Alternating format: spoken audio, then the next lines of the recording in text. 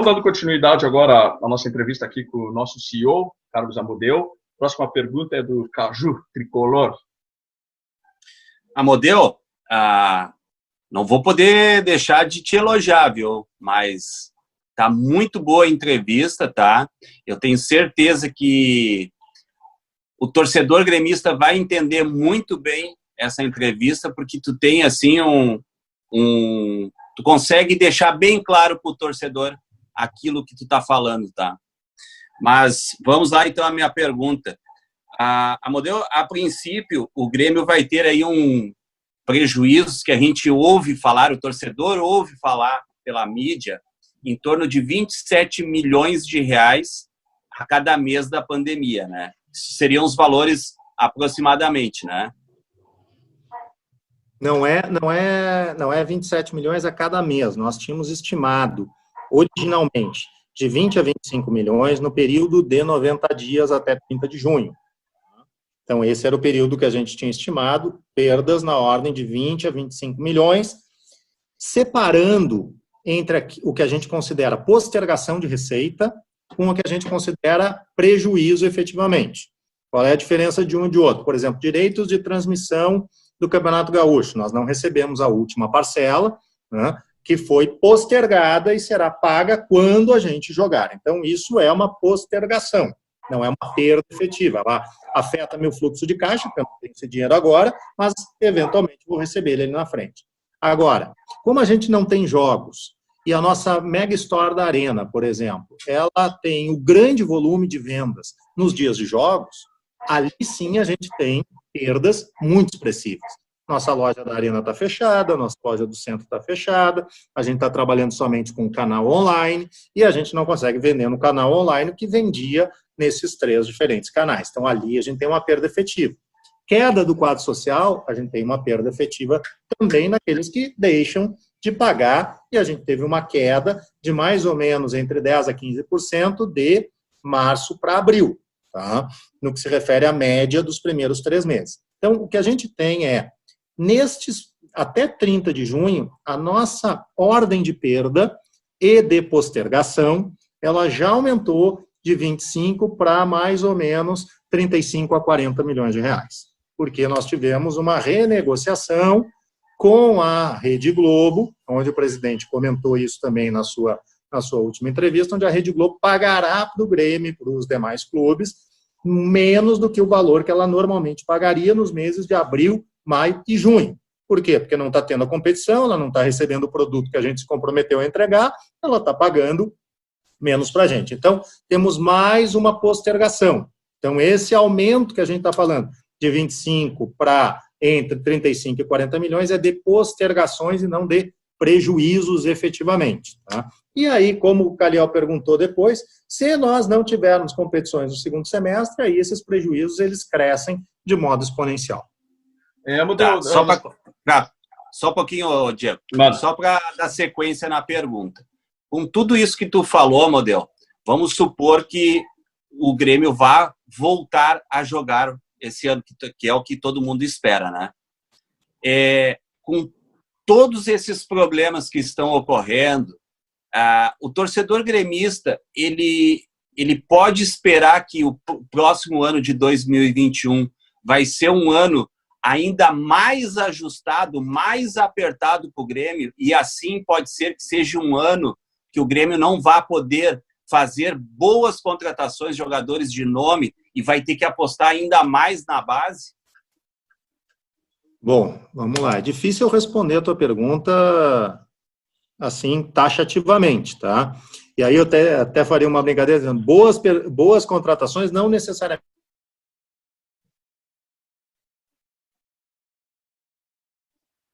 também tão elevados. Mas, brincadeira de lado, assim, todos os reflexos que a gente está tendo desta pandemia, mesmo que a gente retome as atividades, a partir do dia 1º de julho, tá? Ou seja, que a gente tenha só aquele período de plano de contingência que a gente estimou originalmente, os reflexos eles vão transpor o ano de 2020 e vão ser, sim, suportados em 2021. Então, 2021 nós vamos ter um orçamento muito ajustado, né? E o grau do ajuste desse orçamento vai depender do que, de fato, aconteça no segundo semestre. Né? Se nós tivermos as competições na sua plenitude, se nós não tivermos elas na plenitude, se nós tivermos a venda de um ou outro atleta, ou se nós não tivermos nenhum tipo de venda. Então, o grau de ajuste nesse orçamento de 2021 vai depender dessas variáveis que a gente ainda não consegue enxergar com uma clareza absoluta. Mas, respondendo dentro daquilo que é possível responder a tua pergunta, sim, teremos um ano de 2021 que sofrerá reflexos dessa pandemia de 2020, num grau maior ou menor, dependendo do que aconteça no nosso segundo semestre. A próxima pergunta, Thales Andrei. Diego, deixa eu só fazer um adentro aqui, já que o senhor aí, o Carlos Amodeu, falou sobre a parcela que o Grêmio não recebeu do Gauchão, né, que foi postergado o pagamento. Esse pagamento seria no valor de quanto, Carlos Amodeu? É um valor na ordem de 3 milhões de reais, na ordem dele. Thales, próxima pergunta para o Thales, contigo. Bom, voltando lá no fim de 2019, o senhor Carlos Amodeu, ele foi, digamos, um personagem indireto de algumas situações de bastidores do Grêmio, né? Principalmente pelo fato de, na época, o Grêmio estar em negociação de renovação com o técnico Renato Portaluppi, e o técnico Renato, inclusive, disser que se o Grêmio não tivesse um investimento maior do que em 2019, ele não renovaria. Bom, a mídia começou a noticiar, dizendo que o recado era para o senhor Carlos Amodeu, que havia divergências internas, enfim, e passou um tempo e o Grêmio acabou renovando com o técnico Renato, que é o que a gente vê hoje. A minha pergunta é, o Grêmio teve que fazer algum reajuste nos seus gastos e investimentos de contratação visando a permanência do técnico Renato, ou o planejamento proposto pela diretoria nas suas finanças foi estritamente cumprido até, obviamente, antes da pandemia? Eu te diria que a gente cumpriu, de fato, o nosso orçamento de despesas, tá, e de investimentos do primeiro trimestre desse ano. Tá, nós cumprimos ele basicamente na sua integralidade no que se refere às despesas. Assim, para não dizer assim exatamente na ponta do lápis, foi um pouquinho acima, mas assim muito pouco além daquilo que a gente tinha projetado em termos orçamentários. Tá? Então, nós cumprimos, no que se refere às despesas, né, o nosso orçamento nesse primeiro trimestre, que foi o primeiro trimestre até o dia 15 de março, dentro de uma normalidade, e depois ali do dia 15, já com uma questão de pandemia. Né? E com relação ao comentário que você fez antes, é absolutamente natural que hajam debates internos de pontos de vistas diferentes sobre a mesma questão. Então, eu vejo isso com muita naturalidade, até porque todos nós queremos duas coisas importantes, né? Não apenas uma. Primeiro, o protagonismo esportivo. Né? Nossa essência é disputar as competições e conquistar o maior número de títulos possível, e isso todos nós queremos juntos.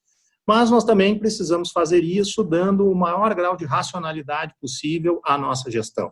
Né? Então, assim, todos esses debates são debates absolutamente saudáveis. Posso te dizer que não tem nenhum tipo de, não tem nenhum tipo de desalinhamento, ao contrário, nós alinhados em prol, nesse primeiro momento, de sair mais fortalecidos ou menos machucados dessa crise, né? E retomarmos o nosso projeto de seguir sempre com o protagonismo desportivo que a gente vem tendo desde 2016.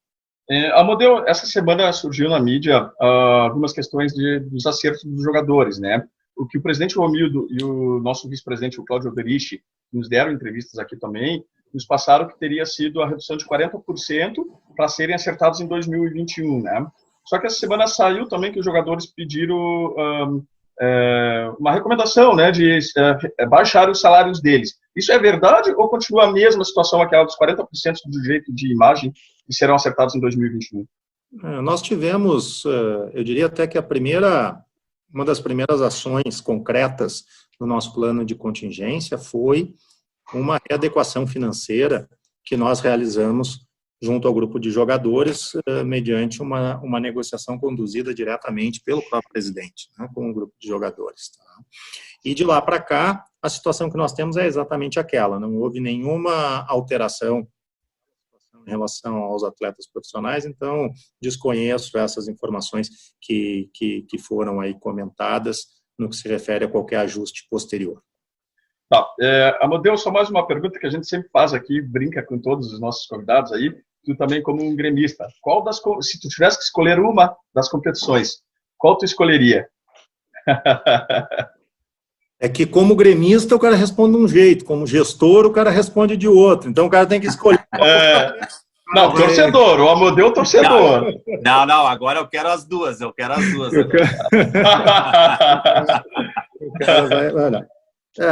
diria o seguinte, particularmente a gente já faz muito tempo que a gente não é campeão brasileiro, né?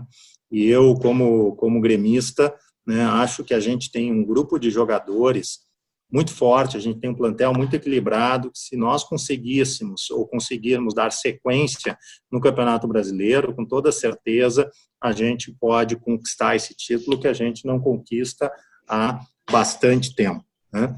Do ponto de vista financeiro, do ponto de vista de premiações, né, a Libertadores é a que nos traz o maior resultado econômico do ponto de vista financeiro. E nada mal, né? Ser tetra da Libertadores não seria nada mal. Então, assim, não é uma decisão difícil de se tomar, mas quando a gente olha pelo prisma de torcedor, eu tenho vontade, naturalmente, que a gente volte a ser campeão brasileiro, né? E como gestor, acho que a Copa Libertadores da América é a que nos traz mais benefício econômico e traz visibilidade em nível global, traz a oportunidade de jogar um mundial de clubes, então traz aí um contexto de globalização da marca Grêmio, né, mais abrangente ainda, e a gente precisa olhar não só para a questão financeira, mas para a questão de valorização de marca e, de novo, sustentabilidade do clube a curto, médio e longo prazo, né? Então a gente está olhando sempre no longo prazo, valorizando a marca do clube, né?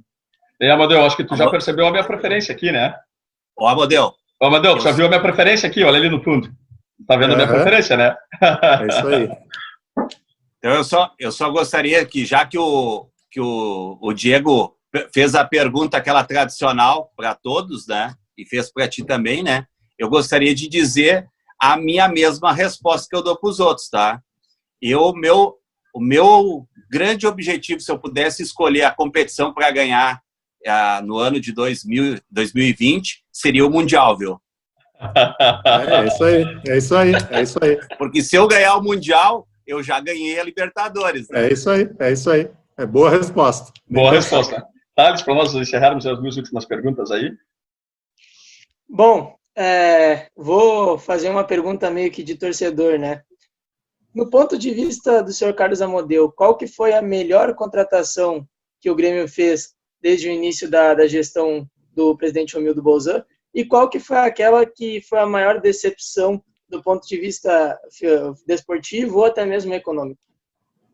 Bom, a decepção, para mim, ela é razoavelmente fácil da gente comentar, que foi o Diego Tardelli, né?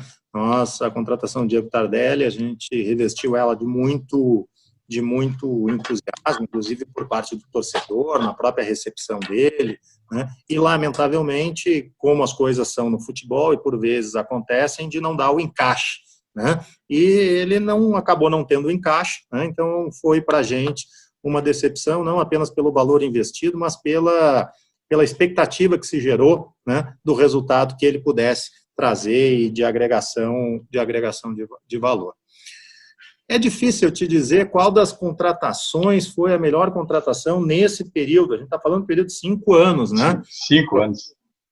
Mas eu diria que as melhores contratações, seguindo aí a questão da valorização da política que a gente tem, eu acho que foram as contratações assertivas que a gente fez de meninos que vieram para a categoria de base e que profissional, como é o caso do Arthur, caso do próprio Luan, que nos deu, foi protagonista, né, naquele título da Copa Libertadores da América, né, o próprio caso do Everton e do Pedro Rocha, que além de darem um resultado esportivo, trouxeram um resultado econômico por não terem levado muito investimento e por terem um retorno bastante importante. Então, não vou te dizer vou te dizer alguns, e muito mais focados nessa na categoria de base, que eu imagino que deve ser cada vez mais fortalecida neste novo mercado que a gente vai vivenciar a partir do retorno das competições.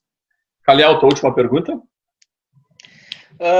Diego, só aproveitando a oportunidade aí, claro, gostaria de agradecer a disponibilidade do Amodeu e agradecer também por ele ter me ajudado aí num trabalho que eu tive da reportagem, né, da minha faculdade. Né? Demorei para responder, mas respondi. Né? O importante é isso, né? O importante é isso. Antes tarde do que nunca. Mas agradecer aí. Claro. Não, mas foram respostas muito transparentes, como vem sendo aí desde o início da gestão Romildo, né? A minha pergunta é bem objetiva.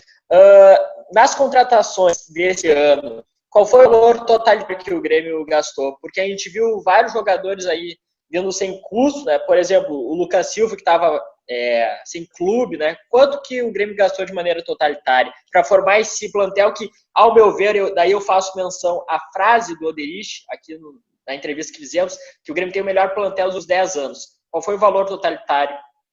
Eu diria que o valor, eu não me recordo o valor exatamente agora, tá? Eu vou separar um pouquinho entre valores de investimento em empréstimo, que a gente teve empréstimo de alguns atletas, né? E outros atletas que vieram numa condição de somente assinar o contrato, que a gente teve algum tipo de pagamento. Mas a gente giraria aí um valor entre 5 a 7 milhões de reais. Um valor baixo para um time forte, né? Isso que me deixa mais impressionado, né? Caju, a tua última pergunta para o Amodeu? Não, na realidade eu vou agradecer ao Amodeu e dizer o seguinte: gostaria que tu ficasse muito tempo ainda trabalhando aqui no Grêmio, viu? Porque torcedor gremista gosta, e principalmente de pessoas que estão trabalhando pelo melhor da instituição Grêmio, tá? E eu vou finalizar aqui só agradecendo a todo o trabalho da tua equipe, da tua pessoa, ao presidente Romildo, que vem desenvolvendo aí um trabalho maravilhoso, que o torcedor em si ele não sabe, não fica sabendo de muitas coisas, mas vocês pegaram uma bomba nas mãos quando vocês iniciaram esse trabalho aí, e graças a Deus, se não fosse esse bom trabalho de vocês, que vocês vêm desenvolvendo, né, ao longo desses anos, com essa pandemia eu não sei do que daria, aonde estaria o Grêmio. Então eu só tenho a agradecer aí, e principalmente pela atenção que tu está dando aqui para os canais do Sete Mortais e do Caju Tricolor. Perfeito, é um prazer aqui ter esse bate-papo com vocês, e posso te dizer que o trabalho que a gente faz pelo Grêmio, ele procura ser revestido de muito profissionalismo, muita seriedade, né, muito comprometimento, mas acima de tudo, né, com um grau enorme de paixão pelo que a gente faz e pelo clube que a gente torce e que a gente gosta muito. Então, todo o nosso trabalho está sempre revestido nisso, então traz um grau de responsabilidade muito maior, né, porque os nossos acertos, eles são comemorados por cerca de 8 milhões de torcedores.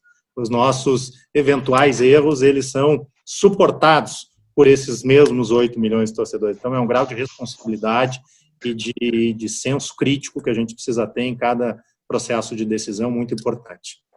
Amodeu, minha última pergunta vem não só como CEO do Grêmio, mas como um diretor, já foi diretor de várias empresas, né?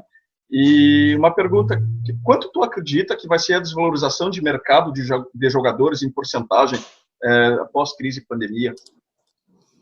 É difícil falar de assim, um valor percentual de quanto vai ser, mas eu acho mais importante a análise que a gente está fazendo do ponto de vista interno, que é o seguinte: objetivamente, o real ele foi desvalorizado na ordem de 30% em relação ao dólar e em relação ao euro.